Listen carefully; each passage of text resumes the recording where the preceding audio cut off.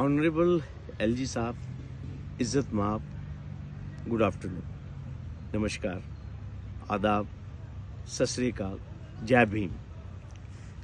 LG साहब, पता चला है कि विजिलेंस अवेयरनेस वीक चल रहा है जम्मू कश्मीर में।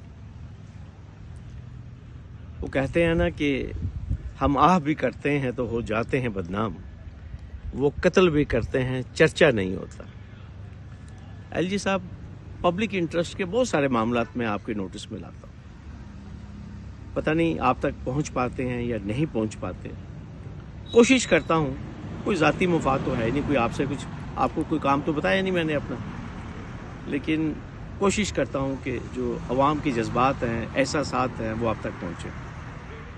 सबसे पहले मैं आपको एक चीज़ कहना चाहता हूँ कि जम्मू कश्मीर एक बहुत ही नाजुक स्टेट है जो कि अब यूनियन टेरिटरी बन चुकी है।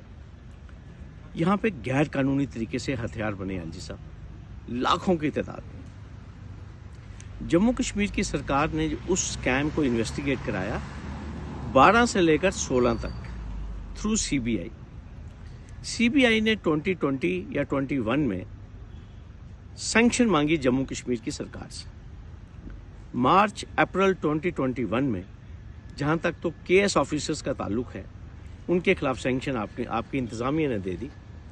लेकिन जहाँ तक आईएएस ऑफिसर्स का ताल्लुक है, जो कि जम्मू कश्मीर में बहुत सारे अजला में डिप्टी कमिश्नर्स थे, उनकी प्रोसिक्यूशन सैंक्शन आपने सिर्फ प्रपोजल फॉरवर्ड करना है दिल्ली सरकार को। अभी चंद दिन पहले सीबीआई के चंडीगढ़ ऑफिस ने हमारी हाई कोर्ट को इन्फॉर्म किया है एक जनहित याचिका में कि तकरीबन 10-11 आईएएस ऑफिसर्स एलिजिडली इन्वॉल्व हैं इस आर्म्स लाइसेंस स्कैम में।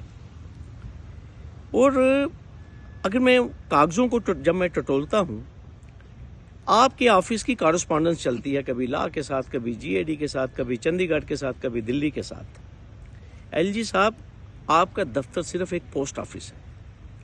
कॉम्पिटेंट अथॉरिटी जो है वो एमएचए है यूटी में और डीओपीटी। ये कौन सी खतो खताबत में आप पड़ गए एलजी साहब? आपका खत मिला, आपका शुक्रिया। मेरी आपसे गुजारिश है, ये विजिलेंस अवेयरनेस वीक तभी इफेक्टिव होगा जब बड़े बड़े लोग पकड़े जाएंगे, जो बिग फिश जिसको हम कहते हैं। फिर लोगों का कॉन्फिडेंस इंस्टिल होगा रूल ऑफ लॉ में, फिर मजा आएगा। एलजी साहब, आपने केएस अफसरों के खिलाफ सैंक्शन दे दी, 13 चालान पेश हो गए, उनकी प्रोसिक्यूशन चल रही है। लेकिन सिमिलर ऑफेंस जो है वो 11 आईएएस ऑफिसर्स ने किया है साल 2012 से लेकर 16 तक। और आपके जो ऑफिस हैं, जो आपके ब्यूरोक्रेट्स हैं, वो फाइल्स की मूवमेंट ही नहीं करवा रहे। कौन कहेगा आपसे ये बात? ये मुद्दा कौन उठाएगा? यहाँ जम्मू कश्मीर में ये मुद्दे नहीं उठाए जाते। क्यों? क्योंकि शाम को पुलिस पकड़ लेती है, उस बंदे की जांच शुरू हो जाती है, उस बंदे के पीछे एक सिस्टम भागना शुरू कर देता। मेरी आपसे गुजारिश है, मेरी आपसे कोई लड़ाई नहीं, मैंने आपसे कुछ नहीं लेना देना। मैं आपके साथ बड़े इज्जत और एहतराम से पेश आ रहा हूँ कि एलजी साहब, आप अपना दायित्व निभाइए। आपको अल्लाह ताला ने इतनी इज्जत दी है, कहाँ यूपी गाजीपुर और कहाँ चश्मा शाही और कहाँ पैलेस, यहाँ जम्मू में इतनी इज्जत। और जम्मू कश्मीर में कॉन्स्टिट्यूशनल पोजीशन होल्ड करना, ये अल्लाह ताला के आशीर्वाद के, ये भगवान राम की दुआओं के अलावा यहाँ कोई नहीं ले सकता। अब इलेक्टेड सरकार भी आ चुकी है। कल बेहतरीन मैसेज मैंने देखा उमर साहब ने दिया है, और उमर साहब ने एक बड़े ही अच्छे अल्फाज में मतनब्बा किया है आईएएस ऑफिसर्स को कि नो डाउट अभी मेरे पास पावर्स नहीं है, लेकिन इसका ये मतलब नहीं है कि हमने आंखें बंद की है। एलजी साहब, साफ शफाफ एडमिनिस्ट्रेशन दीजिए।